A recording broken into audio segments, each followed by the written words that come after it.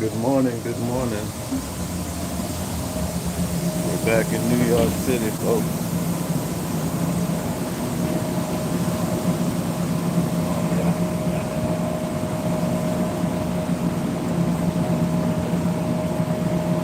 We're back in New York City for day 18 of the Sean Diddy Combs trial. Just arriving. Another day at it.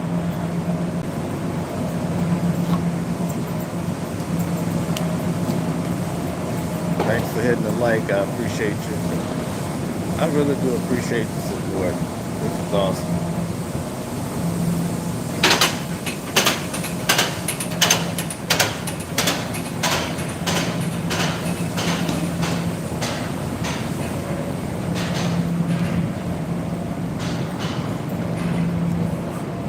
All right. So, I'm just arriving at Grand Central Station. This is day 18. But remember, I did an additional 5 for the jury selection. So I'm in my 20s now, coming down. I haven't,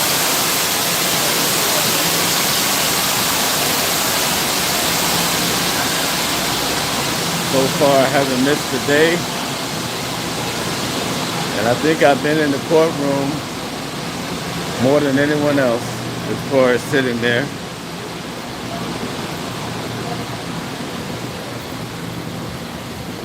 So, the more you're in the courtroom, now everybody recognizes me. All the marshals, they're telling me they follow my channel. So shout out to the marshals in the courtroom. You guys are amazing. And again, I commute every day. That's how significant this case is. Last night I was on Law and Crime. Shout out to Law and Crime. I'll be back on Law and Crime at noon. And also, yesterday I was on Dateline NBC, I believe. So shout out to that crew. They were amazing. Let me get an additional microphone going here. Let's see. Okay. Let's see what we got. And thank you guys for coming in. I'm going to tell you guys about some things that are happening with this case. Shout out to Ray J. They mentioned Ray J in court twice already for being a drug dealer. Is it the Ray J that we know from the media? They didn't pin it down, but you can come to your own conclusion. Don't fall for it. I saw a video. Can you guys hear me okay? Good morning, Joe. Joe, can you hear me? Can you hear me good? Hear me well.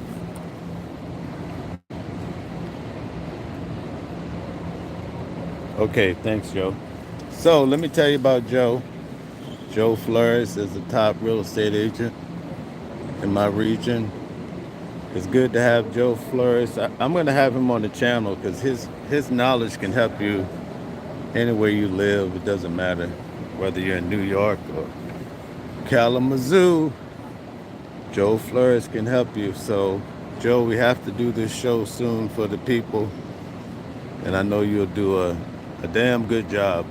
All right, who we have here? Lil Hazy, good morning. From Scotland. Man, this is amazing. I have people from all over the world. Let's see. That's a very good question. It's approaching 6 a.m. in the morning.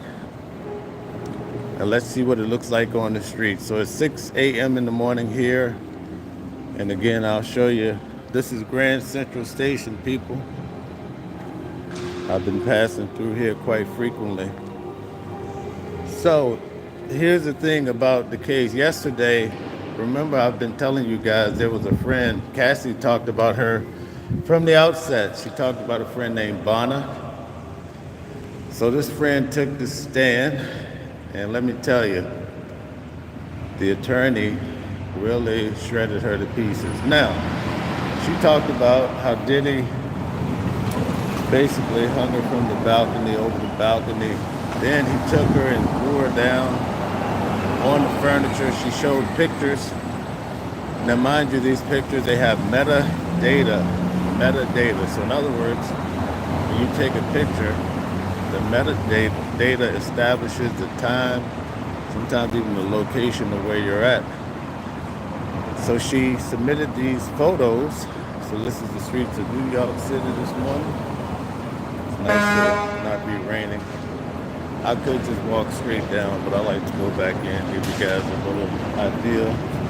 But anyway, this girl, Bana, she gave specific dates of when Diddy did this to her. I believe it was around September, she said 26, 27, 28, 2016, I believe. And the attorney showed that Diddy, she said this happened in California. The attorney showed by means of hotel records that Diddy was at the Trump Plaza staying in New York when she made these claims. And so, man, everybody was like, what in the world? And Diddy started shaking his head up and down like, I told you so, looking at the jurors. And the judge was not having it. He reprimanded Diddy, and he basically told Diddy's attorney that if his client keep acting up in court, he's going to be out of here. So that was pretty exciting, folks. But it goes to show basically what I get from this trial, being there every day. Yesterday we had Jane come in and she told the same story. You hear the same echoes from Cassie about these freak-offs. Now, time has passed since Cassie and this Jane Doe, which the court has revealed. We cannot reveal who she is. And probably before court ended, it was all over social media. So I don't even understand. Like, this is not the first case in the world. So why is it that all of these individuals that want to be held, hide their identity come out the minute they show up in court? Like, this is mind-boggling to me. They've been having these cases forever. Why they can't hide their identity, cover her face or something? Like, this is like a no-brainer to me. So there's a lot of things in this case I do not understand. But anyway, Jane, she came along around 2020. That's when she had met Diddy 5 years before. But in 2020, that's when she came to a party down in Miami, I believe, in Florida per se. And you guys had it. So now, Diddy's original. All right, we're on the streets of New York. This is another angle.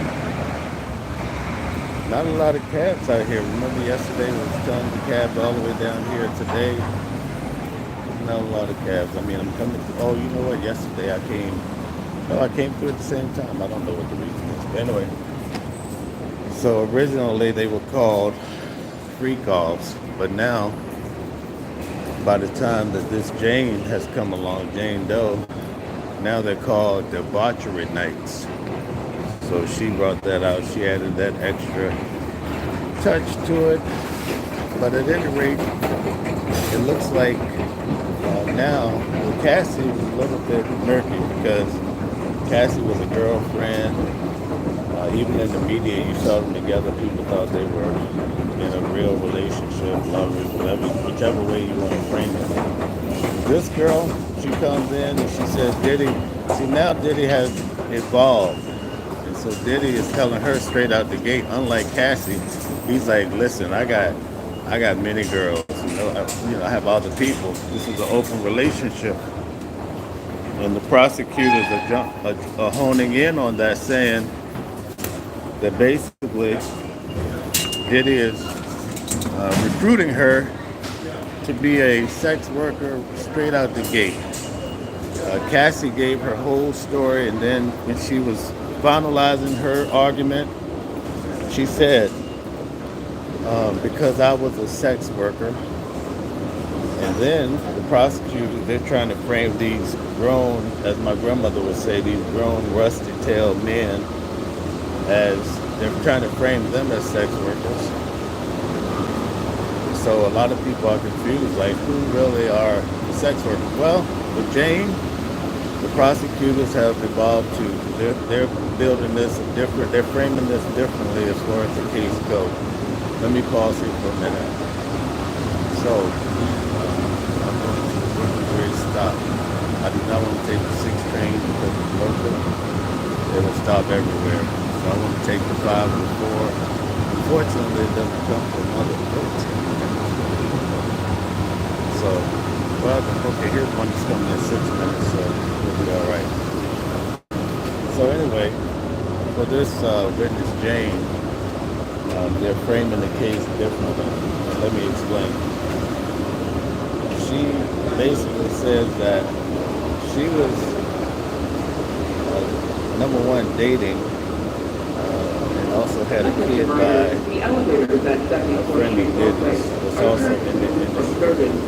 That's all I'll say. So, there is a downtown express time train to Flatbush Avenue, Recounting, 11 minutes away. So the friend ended up breaking up with Diddy, and she moved on, and she married a guy from overseas. So Diddy, at one of his parties, he pulled up on her, doing the Diddy thing, Diddy bop or whatever. It's like, flirting with her, making her feel good. She said she went to the bathroom or something. Came out and he was there. At any rate, he took her number, was like, let's talk. And so eventually, they were texting. She said they were texting for a while. He came down, he flew her down to Miami. And I think she spent some time, and things got popping, from what I could understand. So then things tended to get serious with them to the point where he was whining and dining her. I mean, she was talking about these restaurant nights, and like he was really laying it out extravagant to her. Right? He took her to Kirk's and Caicos for 9 days, and then leaving there. I mean, I just came back from Italy, and after 10 days, I was ready to come home. I wasn't there to get another trip because being on the trip, I needed to rest when I got back home after all that traveling, looking at all the artifacts and all. But at any rate, look at that rat.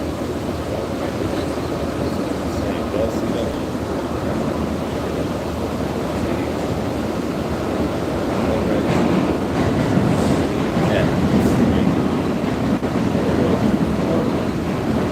So anyway, after they did the Turks and Caicos, they went to the Bahamas for 5 days, and she said that they just said over $10,000 she was going to buy it. Like he was like, attention everyone, your safety matters to us. She said people are often do that, give her all the money. One time, I think the large amount of state reports of all $200,000 and escalators. So that's not a bad gig, but the prosecutors are painting the picture that he's kind of like paying her for services. They didn't say that. I'm just saying, sitting there, that's what I started to realize he was doing. So anyway, at any rate, he ended up starting to pay for her apartment, which was $10,000. That came up. And then they started painting that same picture as Cassie. Basically, had her Is money. downtown express 4 train to Irving Green, 3 minutes away. This whole thing about freak off, what she said was debauchery nights with these men. And then the prosecutor said, did you want to sleep with these men?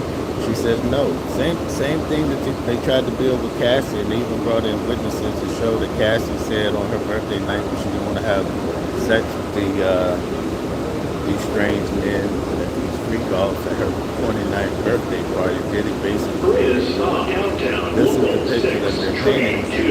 So they're trying to isolate her from a real relationship with Diddy. They're trying to make it seem like he was setting these women up. Hold on 1 second, guys.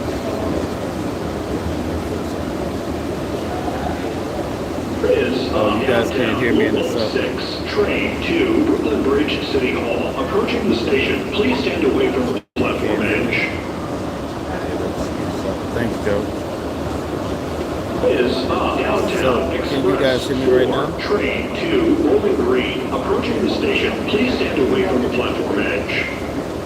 Are you able to hear me? Oh, okay. So you can't hear me. Alright, so Step aside and train's let the coming down. passengers off the I'll train pick up at first. my final stop and I'll tell you the rest of the story. Hit the like button, share, subscribe. Please step aside and let the passengers off the train first. Trial every day. Just give you guys behind the scenes, the idea how these things work. Different trials in New York City. This is a Bowling Green bound for and restaurant. The next stop is Fort Green Square. Stand clear of the closing doors, please. Stand clear of the closing doors, please.